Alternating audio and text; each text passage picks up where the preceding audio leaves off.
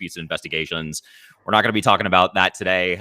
What I am really excited to be talking about with this totally stacked panel, as Colin mentioned, is a topic that is near and dear to many people's hearts, whether you're in corporate legal department or in the legal operations function or not. And that's hiring, and specifically hiring in a market where all the best candidates already have jobs. And if you're looking to make a move, they probably already have an offer in hand. And so, against the backdrop of, you name it, all-time low unemployment, rising salaries, and then specifically, in a profession too that's relatively still in its infancy. And so there just aren't a whole ton of people out there.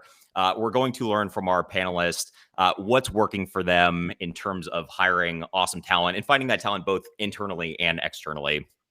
Colin mentioned this at the top. We do want everyone to participate. Please ask your questions in the chat. Provide your experiences as well. We're looking for comments, and I'll hit those throughout the course of the conversation. So let's do this. I'm going to do some quick intros, and then we're going to go around to all of the panelists and just get a sense of kind of where they're at today in terms of hiring, what their organization looks like, and what their responsibilities are with respect to legal operations. And then we're going to get into the conversation. So, Ashly, I'll start with you. Ashly Suedkamp is the Director of Legal Government Relations, Ethics, and Compliance Operations. What a title, Ashly, at ServiceNow. She's a growth-oriented technology and business-focused attorney with experience leading global companies, including those in SaaS, life sciences, financial services, among others, through enterprise digital transformation. And she specifically focuses on cross-functional collaboration and legal operations development. Ashly, it's really a pleasure to have you here. Thanks a lot for being here. It's great to be here. All right, right on. With a background in business operations, IT, and engineering, so she comes at this from a little bit different perspective. Sarah Flint brings a systems and tech-forward approach to her role as Director of Legal Operations and Technology at HubSpot. She's also on the co-committee lead of HubSpot's sustainability team, which is really cool. They're charged with establishing HubSpot's sustainability program across environmental, social, and governance pillars. Colin mentioned this, but she has 10 open roles, which she's going to speak to a little bit, and we will be dropping those in the chat as well. Sarah, thanks a lot for being here. Happy to be here. Thanks for having me. All right, right on.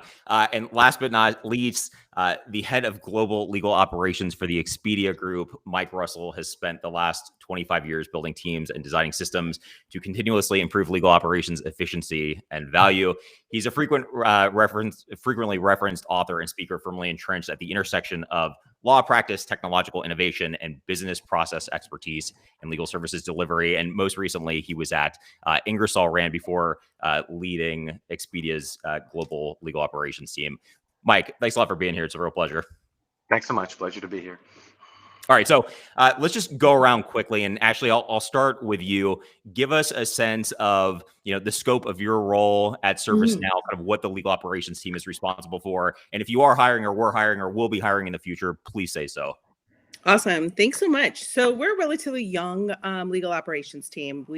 Andy Burton was our first hire about 2.5 years ago. And we've grown from 3 legal ops people to 18 people in the last 2.5 years, which is fantastic, but shows the growth of kind of legal ops. Generally, I focus on digital transformation.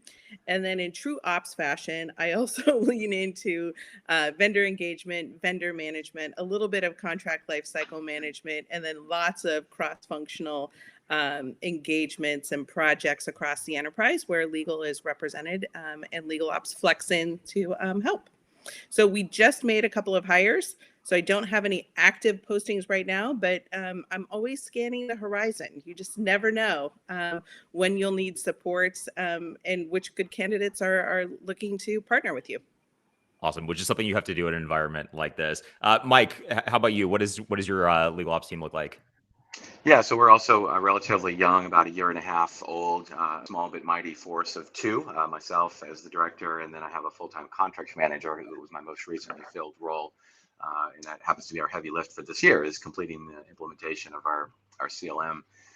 But as Ashly said, true ops fashion, everything from vendor management, electronic billing, matter management, e-discovery, the gamut is what I do in support for the entire global legal department, which is about 140 people spread across the globe, about half I guess, percent are in Seattle proper, and then the rest are all over the place. So it's a great global team.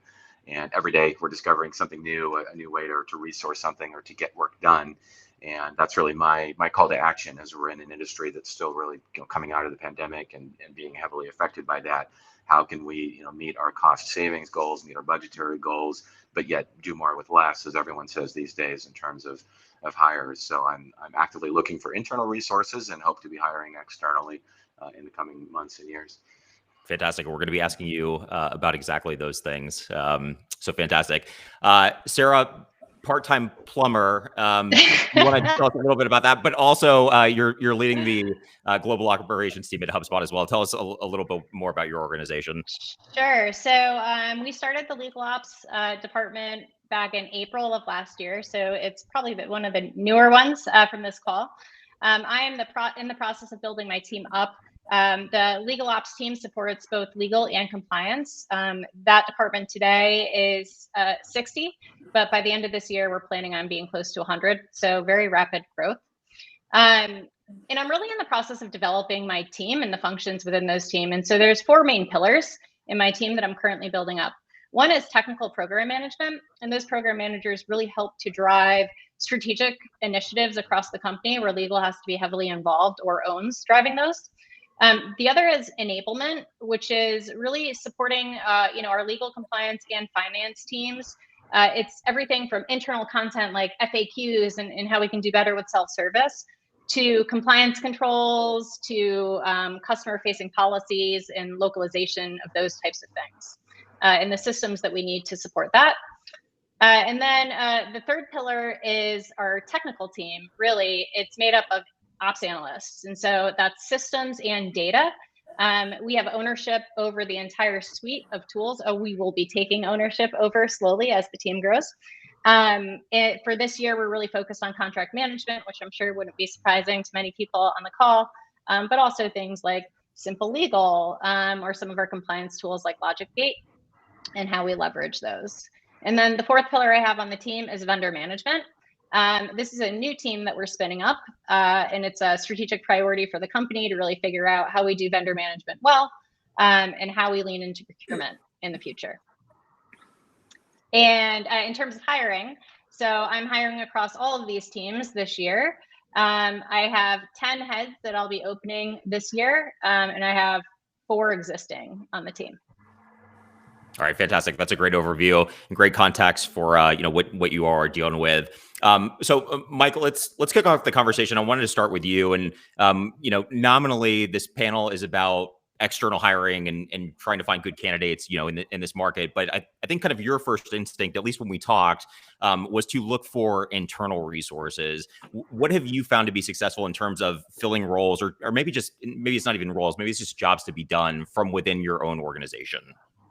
Yeah, that's exactly right. We've tried to be really creative. I've begun borrowing some ideas I learned from the software engineering and developer side of the house, where we have lots of talented people kind of moving around, working on gigs, as I'm calling it. So if I can find a legal project manager, a data analytics person, somebody like that who would like a gig literally within the company, it gives them exposure to a department they don't normally work in, completely different kind of work in most cases than they've done before. And most interesting to me is how can I get somebody excited about a career in legal ops? So when I do have that full-time opening, I've got somebody out there who has done the work, been there. We know there's a great relationship and capabilities, and they're really interested in going somewhere like that for their career. So it's worked out really well so far. It's similar to a rotational type program. So we get them for 6 months.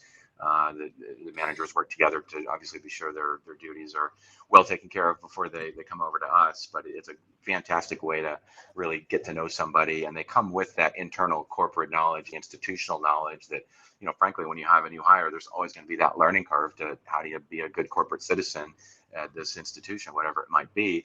And they already have that knowledge. So they come over with an internal network, people they know, how to get things done. And we can train legal ops, but if somebody is not inherently a creative thinker, if they're not inherently a good project manager, they're going to have a harder time. So it's been a great way to find those excellent fits, and frankly, a more diverse pool of candidates, because we are such a global company. If I can get somebody in somewhere else on the globe and their time zone suits the work that's being done and they're a diverse candidate, absolutely, we want that person involved.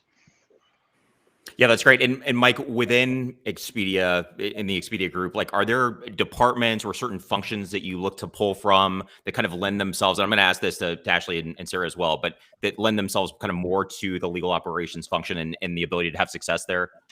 I think so. I definitely agree with the concept of program management. So I've tried to evolve the, oh, I'm just a project manager. I want a true program manager, somebody who's strategic and again has that internal network and knows how to get things done. And how many projects are just for the legal department? So few. There's always going to be an IT connection, a finance connection.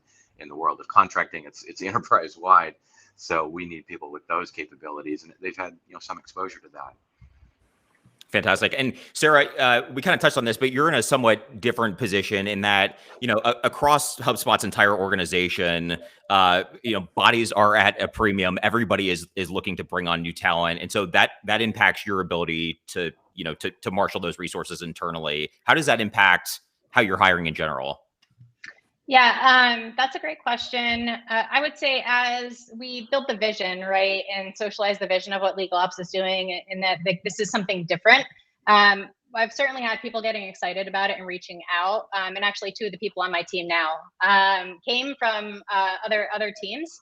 But really, we're doing a lot of sourcing. We're looking at candidates externally. I have strong connections with the ops leaders across the rest of the company. So in our product and engineering group and our RevOps teams, thinking about the skills we need. And so we talk often about the roles that we're hiring for. And so they know if they have someone looking for a growth opportunity, right, let's talk about it and we can connect. But it's really leveraging internal networking to talk with the other ops teams and then doing a lot of sourcing and partnering with recruiting for external candidates. Fantastic. And we're gonna dig down on what you're doing from a sourcing perspective later on in the conversation, what others are doing as well. Ashly, let me ask you, when you're looking outside of your own team, that's a similar question that I asked Mike, like what type of skills or profiles do you typically look for that might lend themselves to success within ServiceNow's legal operations function? First I look at the skills that are needed, right? I go, if there's an enterprise initiative that we're working on and I need to flex into change management, then I'll look at like the change management kind of resources or network that I might be able to flex into. Same way with marketing and brand or engineering, and really tactically going like, where is somebody going to be an SME that can provide the expertise that we need for that particular initiative that Legal Ops is working with, and how do we bolster their project management or change management skills with the legal flair that we often need, right? And I notice that sometimes people are a little nervous coming into legal, and I go back to, it's project management. Let's look at frozen water. Legal is a snowflake, slightly different, but there's frozen water there. Like, let's look at the pillars of what we're doing in order to get it done. So I think really thinking about setting any kind of cross-functional participant who's coming in for burst support, who might be interested in legal ops longer term, it's how do I set them up for success? How do I set my team up for success dealing with cross-functional stakeholders, which builds rapport? And how do I set the people who are coming into legal ops for success, dealing with this special snowflake that we often are seen as? Yeah, well put. I want to preface this next question by reading Edgar's comment, because I think this is a discussion that we had kind of in prepping for this. But he says legal ops tends to be the realm of quote unquote attorney only type of role in our market. I find that keeps the pool of operators to a smaller size. How can we get those skilled ops minds to be interested in these roles? And that's obviously something we're talking about here. Sarah, let me ask you. I mean, you're specifically not only not looking for attorneys, but not necessarily looking for legal operations backgrounds as well. What's kind of the thinking there?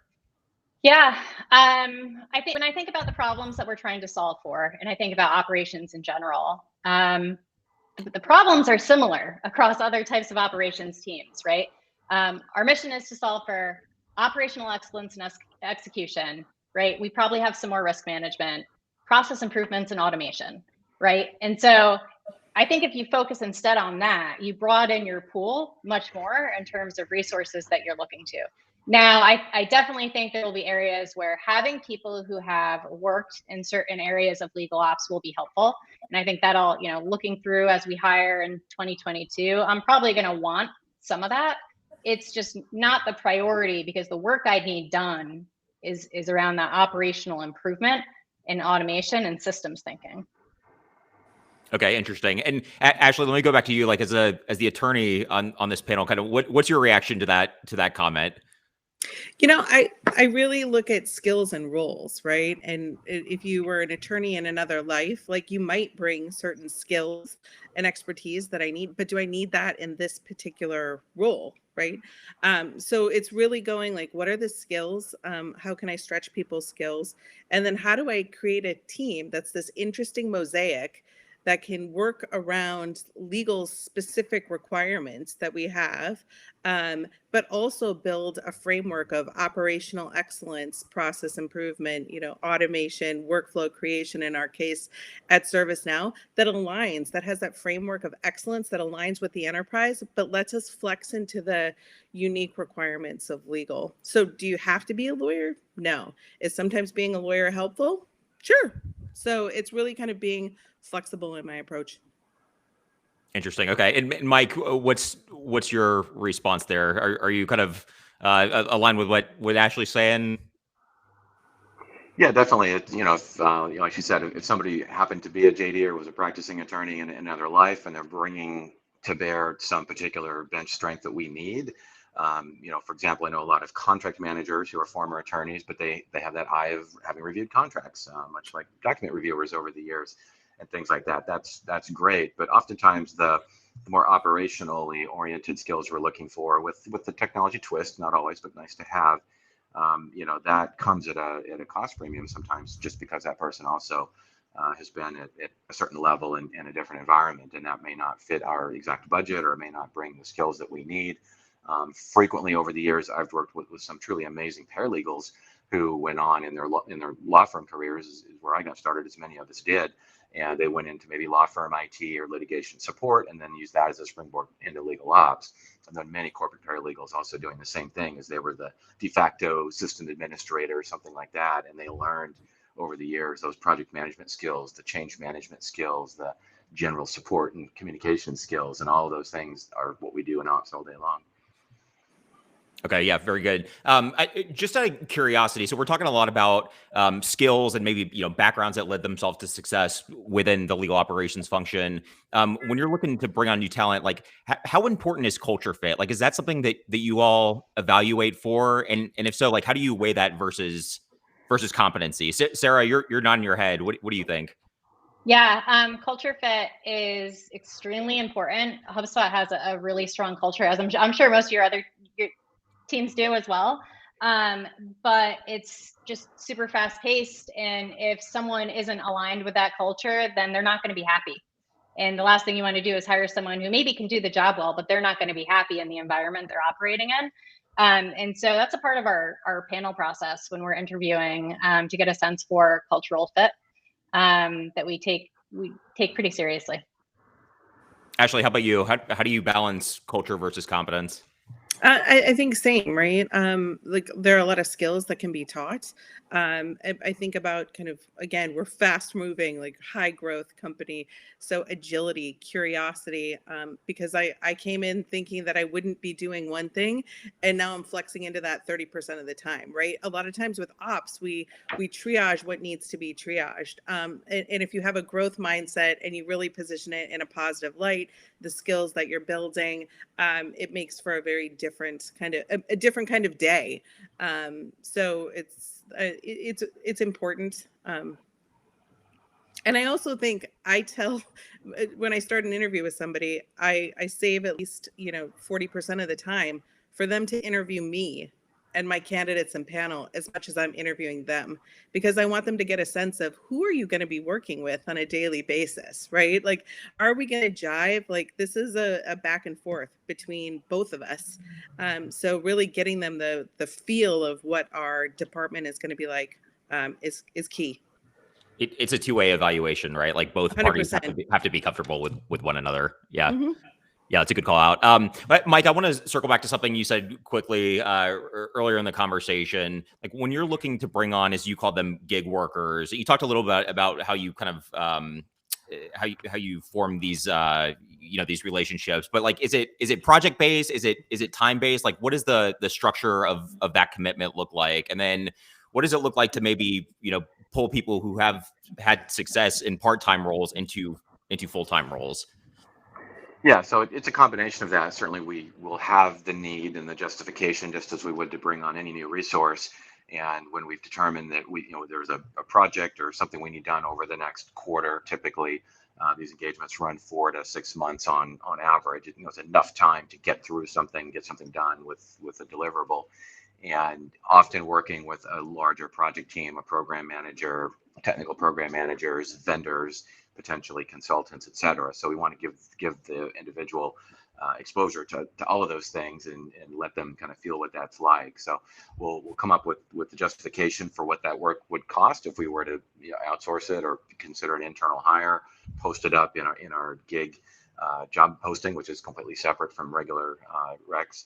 And then see who's interested and get a feel for that. But it's just fantastic to have somebody who already knows the company that you can have a general conversation with. It's more of an informational interview than it is a technical interview, and it gives you that idea that they're genuinely interested in pursuing something else. And if we can get them excited about, well, analyzing legal data is just as exciting as marketing data, or whatever the case might be, maybe more so, then in the future, when there is that active role, of course, we'll give preference to somebody with that experience. And Ashly, have you had success with those types of internal hires where it was kind of a try before you buy type of situation? Yeah, they didn't work specifically with legal ops on a project, but they worked in an operational role in a cross-functional project that we kind of collaborated on. And then when we had a change management role open, the individual came and joined and has been a fantastic fit, right? Not a lawyer, new to legal, but fantastic change management roles that really kind of bolstered our skill set overall as a department. So like I said, I'm always looking for eager, growth-minded people who are interested in legal. Yeah, fantastic. And actually, I'm going to go back to you. I'm curious to know what your team is doing specifically to get exposure to the rest of the organization and really kind of show those internal candidates that this is a great place to be. There's a lot of opportunity. You're really going to stretch your skill set. There's going to be a high career upside. I think we're really fortunate at ServiceNow in the legal ops kind of role where we have exposure to a lot of cross-functional initiatives where we play an SME role, or we've been able to flex in and do the management or project management or change management of a specific element. So people have been exposed to us on a pretty large level. And they've been able to see the type of work that we do. We work hard, but we play hard. We're hungry and humble. And I think kind of seeing that gets people excited about the type of work and the caliber of work our legal ops team is able to kind of collaborate with across the enterprise. Okay, fantastic. So we're going to get to a discussion of external hires here in a second. I do want to admit that I started to panic when I saw the amount of questions that were coming in. We're not going to get to all of these, but I did. I did want to pick out a couple good ones. And maybe Sarah, I'll ask you this first, and we'll go around quickly. Question is from Donna: where does legal ops sit in your corporate hierarchy, i.e. easy access to the GC or strong leadership backing from upper management? Can you talk about that a little bit? Sure. So I roll up to the GC and I partner closely with the GC, our CFO, and the teams under her, as well as the chief people officer. And that's kind of our trifecta of C-levels. And so we have strong ties with all of those groups in terms of strategy and buy-in for what we're doing. Okay, great. Mike, how about you? Yeah, so my current and actually last organization were similar in that there's a deputy general counsel basically that oversees all operational aspects and carries the chief of staff title that we're starting to see in a lot of legal departments. So legal ops is part of that role.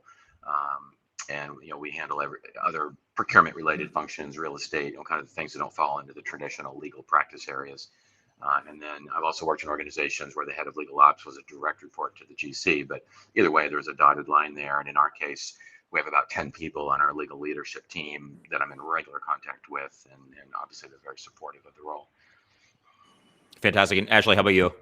I think we're leading edge here at ServiceNow. Andy Burton just got elevated to a VP role. So like other VPs or practice area groups, Andy's right on the leadership team with our general counsel, and he's flexing across the enterprise. So if you think of like a VP of litigation, a VP of commercial, Andy's right there with VP of legal operations, which is really exciting to see and a legal ops step up into a legal kind of practice area of its own. And is that something that you specifically tout to external candidates that like, hey, we have a VP level person. This is kind of a, there's a higher ceiling maybe than you might have at other organizations? I think it sets us up of like kind of the reach that our legal ops team has across the enterprise, and just the recognition that our legal department has of the importance of legal operations. So I think it's a good story to tell, and shows like how actively we're involved, not only within the department, but across the enterprise. Okay, fantastic. This next question is from Morgan. And the question is, what kinds of certifications or learning efforts are you looking for in candidates and that set them apart? We talked a little bit about project management, and he mentioned Agile, talking about specific backgrounds and stuff like that. Sarah, I'll ask you, like, what do you tend to look for?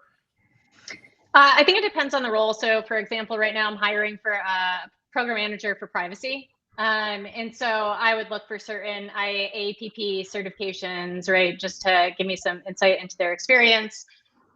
I don't look for PMP or project management certifications. I've done a lot of them, and kind of my belief is you merge them all to what best fits the scenario you're in. So I look for people who have that adaptability. We do some of our own technical assessments internally. So yeah, I guess it's just whatever the situation might call for, if there are relevant certifications in that area. Okay, great. Mike, how about you? If like anything specifically on a resume that you look for in terms of certifications or backgrounds or anything like that we didn't cover? Yeah, it's really more exposure, I think, to the different tools. I agree with Sarah, having been through PMP and Lean and Six Sigma and all of these things. It's about building that toolbox and understanding that, okay, you passed the exam, you got the certification, that's great, but how did you actually apply what you've learned? So, through interviewing and hearing people's actual, life and work experiences, how did you question the status quo? How did you close a gap? How did you identify that things were normal versus abnormal? Those are all tools we learned about, but it's how you use them that's really the key. When it comes to the actual tech stack that people are familiar with, is that a consideration at all for you, Mike? Like, do you look for, experience with certain contracting tools or billing solutions or anything like that, or does it not really matter? It's helpful. So, for example, my recent contract manager hire, somebody that had some experience with any type of contract repository, contracting processes, things like that. That's valuable.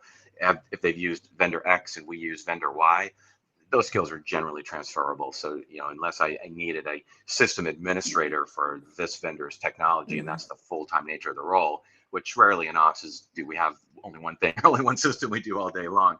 So that would be a little bit unusual, but just the general exposure to e-billing, matter management, what have you, all those skills are generally transferable. Okay, fantastic. Great questions. Keep them coming. We're not going to hit them all, but we are going to get as many as we can. So let's talk about justifying headcount and making sure that you've kind of exhausted all of your other options to solve for whatever challenge that you might be facing prior to opening a new role. Ashly, I know that this is something that you feel strongly about. You said that when it comes to addressing a challenge or pain point, hiring is often the last option. So what are the first options, and what are the boxes that like you feel like you need to check before taking that step? Right. So I like to evaluate the situation, just right. Is it a project? Is it a part of a project? Is it a program? Is it business as usual work? Like, what are we talking about when somebody comes and says like there's a need here? Oh, I need a head count. I like to pressure test that, and I'm like, do we need that? And then I like looking at the skills that our team wants to develop, right? Like what's on their roadmap that they want to kind of grow and learn, and what's on our roadmap for them where we're like, we want you to learn and kind of grow in these areas, to see, is there a flex point, right? And can we use a time limited period to go like, if it's a project or a program, can I flex my internal people into it? So it's really taking, I would say, instead of a reactive, hire somebody immediately, a proactive pause and going like, okay, can I grow my team? Can I grow my cross-functional relationships? Can I use those skill sets? Is there a process that needs to be fixed? Can I overlay technology on it? And as I'm kind of doing that evaluation, I'm building the case for my head count. If it's no, not yet, no, not quite, maybe I need this instead. So when I present that kind of like the need of a head count, I can say, here are all the things that I've evaluated or we've tried, and we actually do need a head count to fill this particular role and skills. So in thinking about what we need in that pressure test, it actually builds a business case if we do decide a head count is required. Can you think of an example? I'm kind of putting you on the spot here, but can you think of an example of like specific like measurables or KPIs that you might be tracking as you are overlaying the process and the technology to be able to make that justification? Right. Well, having a skills ladder, like what are the skills and requirements that are going on there, and kind of comparing our internal versus external skills, looking at capacity, so capability, capacity, and then like technology application and process improvement, right? Have we looked at the process in the past? Like how have we increased it with efficiencies by changing the process, by doing a tech overlay? So like I think with a lot of ops, sometimes in like early companies, it's hard to get those very clear, like this is a 3% increase or a 5% lift here because we're a new company.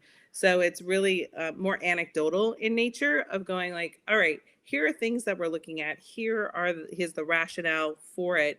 And here are the KPIs that we're going to attach to it when we have a tech overlay on it or we're tracking the process for it. So I think as we're going through and developing and we're kind of evaluating and pressure testing, we're creating what those KPIs are going to look like as we grow and mature as a legal ops team.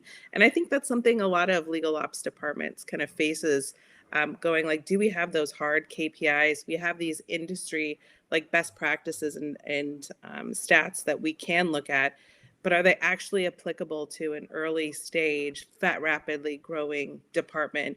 And I found like often having that very specific detailed, here's what they recommend, but here's where we are and here's the need. Those specifics get me to yes sooner, whether I need a technology lift, I need a personnel lift, or I need a process change. Interesting. That's a very lawyerly answer of not answering what you exactly asked, but kind of setting a roadmap up for people when you don't have those hard stats because you're a new department going like, well, I can't tell you if it's going to be a 15% improvement or a 4% improvement because I've been here for 6 months, right? Yeah, that's a really good point. And you also mentioned that it's hard to benchmark too when you're in a high growth company, and it's really hard to benchmark yourself against kind of your former self because you look like such a different company over a short period of time. Sarah, I imagine you're in a similar spot there. Given that, like, what are you looking at, whether it's KPIs or whatever else, to justify new headcount? And I ask that, knowing that you have a very ambitious org structure and again a bunch of open roles. How did I get it? Yeah, exactly. That's the question. Yeah, it's a good question. So I think similar to what Ashly was saying, like really spending time with the teams and understanding what are the problems that we need to solve for. Like we need to solve for scale because the growth has just been so insane. And so really meeting with all the teams and thinking through like, what are the key initiatives we're going to take on to get leverage out of this team to help us solve for that going forward? And is it a one-off project that maybe we could leverage someone in IT to help out with, or is this like something where we need long-term ownership over it? I think that for my purposes in the team, really, I put together a structure for like, hey, this is the way that I'm building out these functional disciplines on the team. And I met with my leadership peers and said, these are the challenges I think we need to solve for. This is where I think it's going to get us in terms of scale. And there was strong buy-in for all. And here's what we're not doing also, by the way, which is really important. Emissions are important. And so got buy-in for that. And then it was, okay, well, this is the team that we need to start building to do that.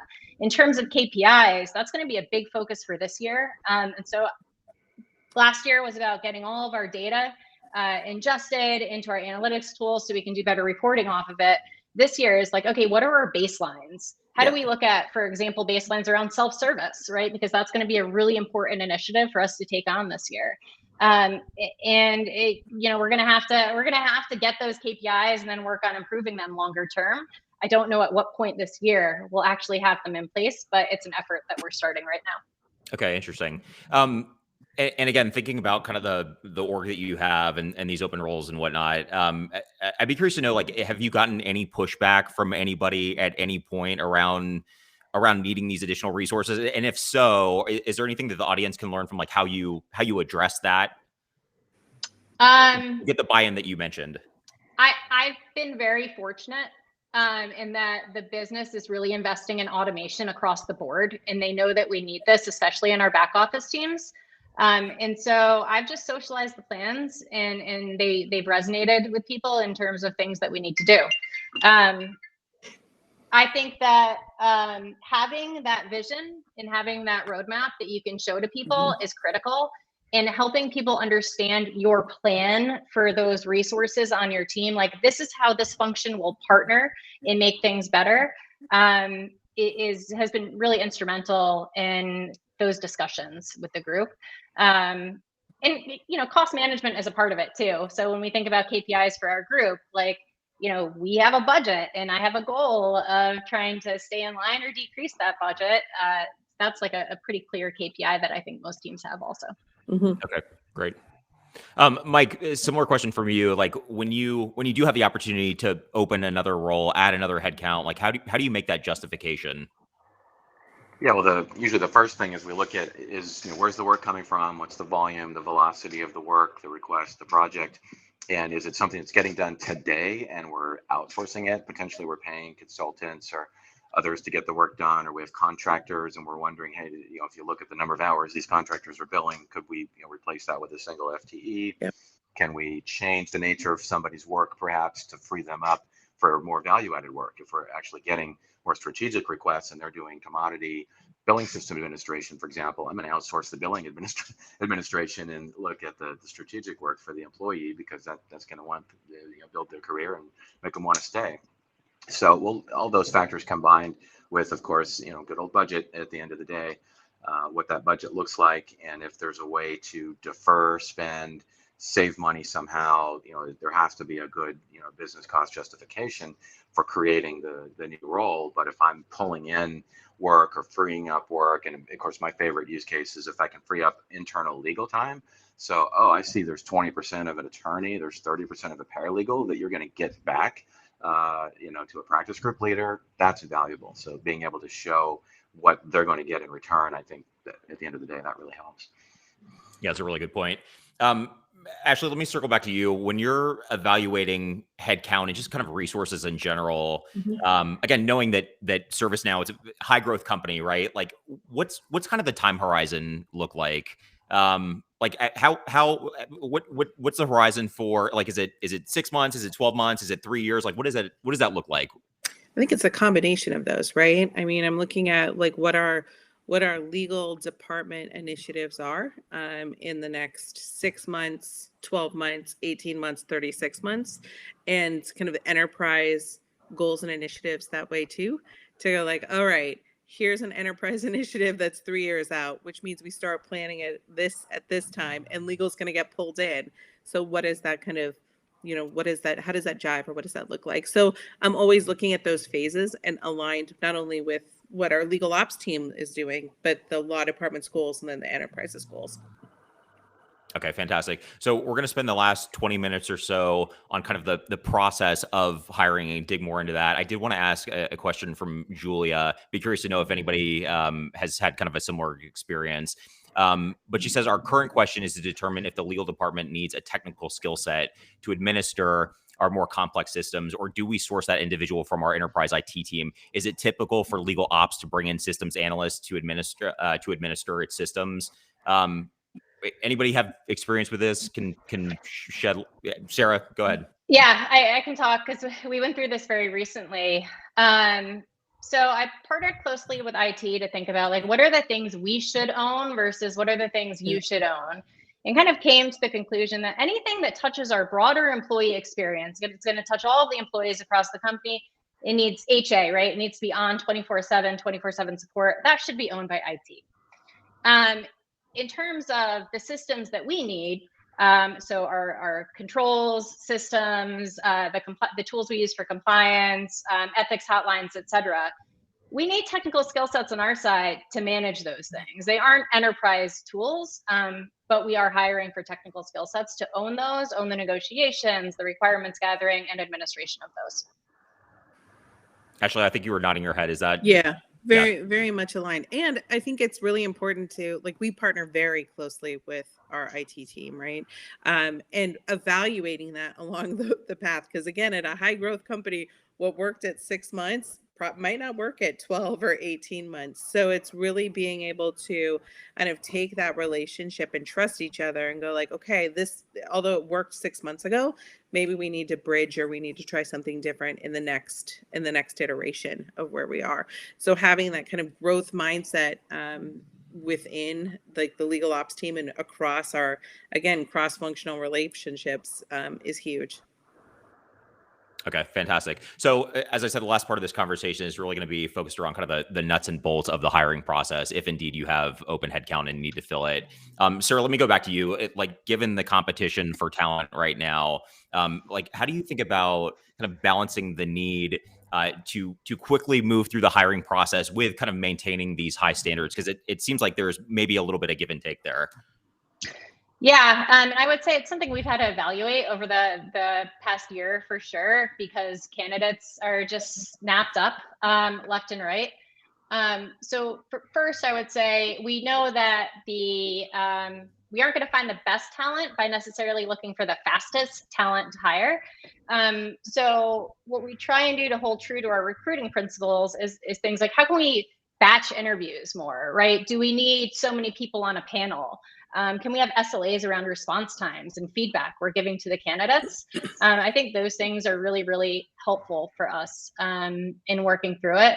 And I would also say, just being very clear about what we're looking for in the roles. And I am working with recruiting at all hours of the day, right? Looking at candidates they have, really getting focused on the skill sets that we need. And so I think there's a lot more investment from the manager side right now as well, to make sure that we can respond and react quickly when we do find those good candidates we want to get offers out to.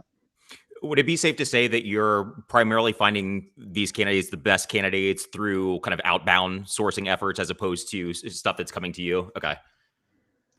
We do a healthy mix of phone screens for both, but we are doing a lot of sourcing. Yes.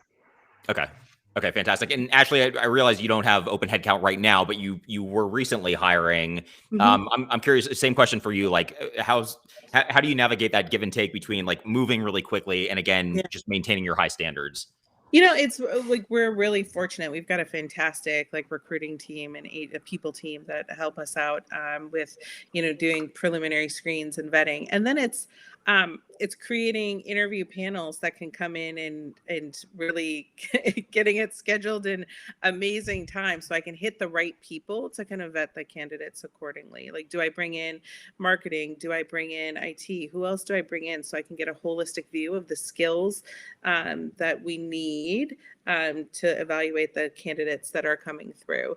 And then again, we have senior stakeholders in legal who do those final rounds of interviews, and having them ready to like open their calendars and find great interviews when we have candidates that we're ready to escalate and elevate in the system. So it's having everybody bought into like the hiring process.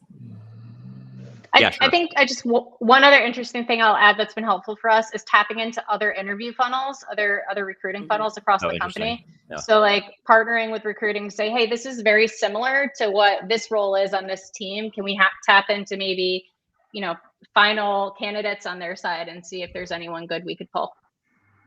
We do a lot of that too, where we cross-reference and refer. Not right for this particular role, but you should definitely look at this candidate or this person. Yep.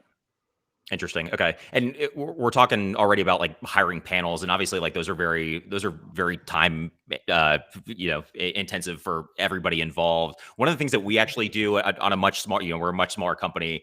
But when we're looking at inbound candidates or, working with recruiters or whatever, we always looking for red flags that might be tip offs that like, this is not a good candidate. And we look to qualify out as opposed to qualify in. Does anybody else do that? Like, are there red flags that you say, this person overall looks great, but this is just like, this is a disqualifier? I would say something that stands out to me personally would be if someone's applied to 20 different jobs at the company that are all very, very different in nature, then I would ask, is this the job they want, or do they just want a job at HubSpot? And so, I kind of take it with the recruiter, our amazing recruiting team, and we go from there and figure out whether it's worth pursuing. Okay, so fantastic. I look for more, I was going to say like positive instead of the negative here. Like if there's customer support or somebody's managed and has like interesting phrases about management or cross-functional stakeholders in their resume, like that gets me like a little curious of going like, okay, like let's talk about this, because so much of legal ops is, customer support and being reactive in nature but proactive in strategy. So I'm like, is there something in that resume that lets me go like, okay, they're going to be able to triage whatever I need to triage, and are they going to be able to scan that horizon and kind of start bandaging like what needs to happen along the way, or creating some kind of path, or pulling the strings together so that we can prevent triaging going forward, or at least try to kind of calm some of the triaging that we have to do in legal ops. Okay, yeah, well put. And we're kind of talking about intangibles here. And Mike, let me ask you, like in the course of the hiring process, how do you evaluate those intangibles, especially if you're, talking to somebody who might not have a legal operations background, or maybe coming from project management background or customer support or somewhere else? Yeah, it's really, I mentioned earlier about, the sort of the telling of the life experience, the work experience. I want to hear some real world examples of, how they used whatever their skill set is. If they're, sort of a pure IT project manager, let's say, and they're interested in some aspect of legal project management, great. Tell me about how those skills helped, solve a client problem, you fix something for somebody, or the hero, that type of thing. Just to get a feel as to how they think, and of course, a lot of large organizations now have very strict behavior-based interviewing templates that you have to follow when you're speaking with a candidate, and we all are good corporate citizens in that respect. But being able to put your interviewee hat on, that we've all sat in that chair as well, and figure out what sort of things can you look at. And then for me, I didn't mention before, but I do lead our diversity task force for the legal department. And so I'm always looking to try things like taking people's names off resumes, locations, the true sort of blind interviewing type thing. Yep. Reaching out to sort of non-traditional sources. We've been putting non-lawyer jobs out there on NAMWolf, the Minority Corporate Counsel Association, just to find people that might be interested. They may not be the exact fit for the role we need now, but now I know they're out there. And when a practice group leader comes and says, oh, you know what, we're going to need an IP person in 3 months, maybe I've already seen that IP person's resume, for example, and nothing to do with legal ops, but just to help the greater good of legal. So trying to find different ways of just being more creative and getting the word out through the ACCs, CLOCs, ILTAs, legal operators of the world, all that peer networking. And if nothing else, that's probably one of the biggest takeaways here, is leverage your peer networks. We all know somebody in some situation. I've seen already in the chat, I know somebody who would be a great candidate. Leverage those connections, because that's what makes this community special. Yeah, and I would good. say don't be afraid to reach for a job, right? I mean, I was a litigator, like back when I moved into legal ops, like that people were like, what are you doing leaving a big law firm to go into the business? Like what are you doing with your path? And I was very fortunate to have a GC willing to take a risk on a lawyer at the time who was going to do a non-legal job, right? So but I wanted that, right? I went and said, like, why are you hiring somebody else when I have these transferable skills? So if you're looking for a role, like, see that job description and start mapping out, like, what have I done in the past that actually shows that I can do this, not A to A, not apples to apples, apples to pineapples, but it still gels and it still works. So I would say don't be afraid to script your own story and really show how your skills like can be a value add to a legal department and to a legal ops team. That's really well put. And actually, let me ask you this from the other side now, on the employer side. I think, Sarah, when you and I talked earlier, you were saying that pretty much every good candidate that you've talked to already has an offer in hand. I think that's something we mentioned up top too. Actually, a question for you is like, what are you doing to sell the opportunity at ServiceNow? And I asked that to all of you, kind of knowing that you have, you work at large companies and impressive brands and all that. But like, what do you do to kind of set yourself apart from an employer perspective? really looking at like the time that people are going to spend here with like professional growth and professional development, because I know sometimes in operations or in legal operations people can feel stuck, like they go in into contract lifecycle management and then they're like, I'm a contract lifecycle management expert, or I'm doing legal vendor engagement, or I'm doing e-billing, and it's really going like, okay, how can we grow your skills across like legal operations, so that if they want to become a head of legal ops, how do I give them exposure over the next 2, 3, 4 years, 6 years, to go like, all right, they've mastered legal vendor engagement, they know about contract lifecycle management to flex if they grow with the company or if they choose to go somewhere else. So it's really I want to be on somebody's career journey with them, right? I mean, you're here, you're doing tasks, we're triaging together, but I want you to grow as a professional, and really kind of caring about somebody's professional growth. It leads to like a fantastic team. I mean, I like bar none. ServiceNow's team is literally out of this world. But I think that's because we care about the journeys that we are all on, and we're willing to stretch and flex, because we've created a safe space for our team members to maybe tackle something they haven't tackled in the past. And I think kind of being all in our teams it's a win. It's a win for us, and it can feel high pressure. That's why I want people to interview me, because we're fast, we move very quickly. So how do we create that like very safe environment, in a very agile environment and a high growth environment?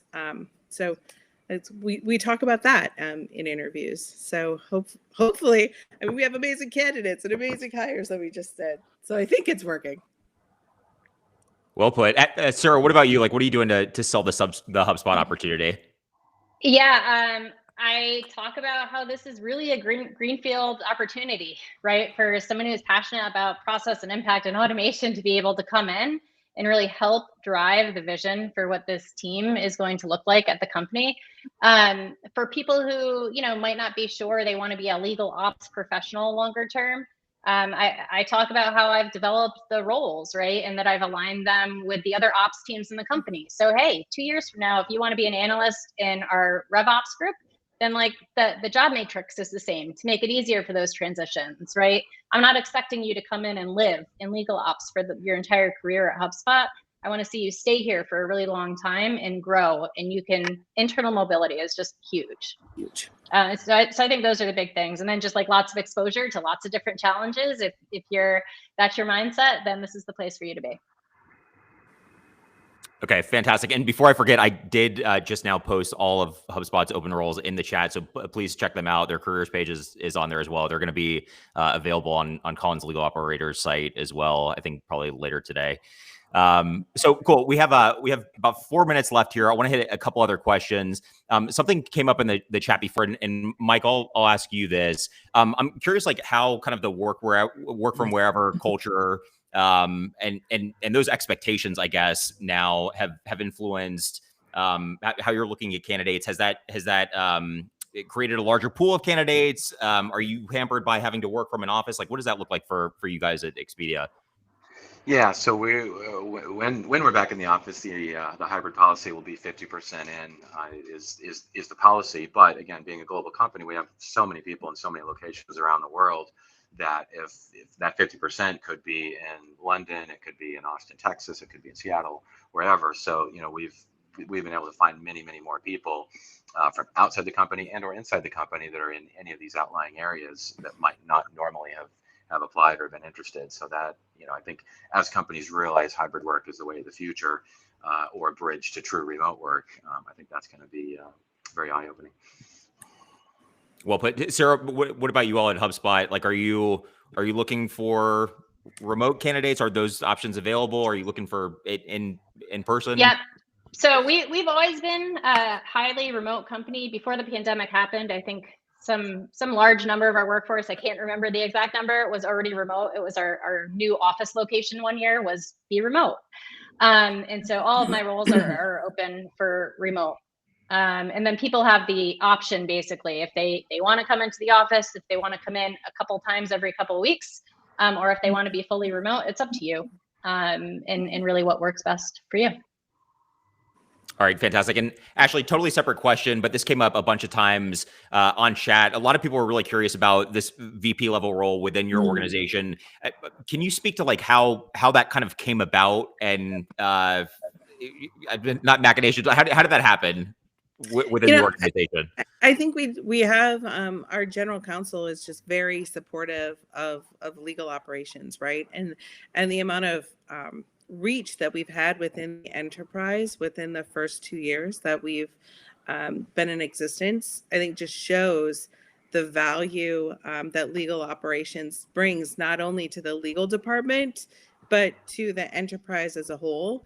So I think it was just a natural part of the value that legal operations brings to have that kind of role elevate kind of on par with other practice group leads. All right, fantastic. I think we're going to leave it there because we're about out of time. I want to thank everybody for all the great questions and the comments. It's a really good session overall. And thank you to our awesome panelists, Mike, Sarah, and Ashly. It's a real pleasure. I assume that you are all open for people to reach out to you. So okay, find them on LinkedIn. And again, this has been really fantastic. Colin, thank you as well, the Legal Operators team, and we hope to do this again. Thank you all very much. Thank you. Thanks, everybody. Take care.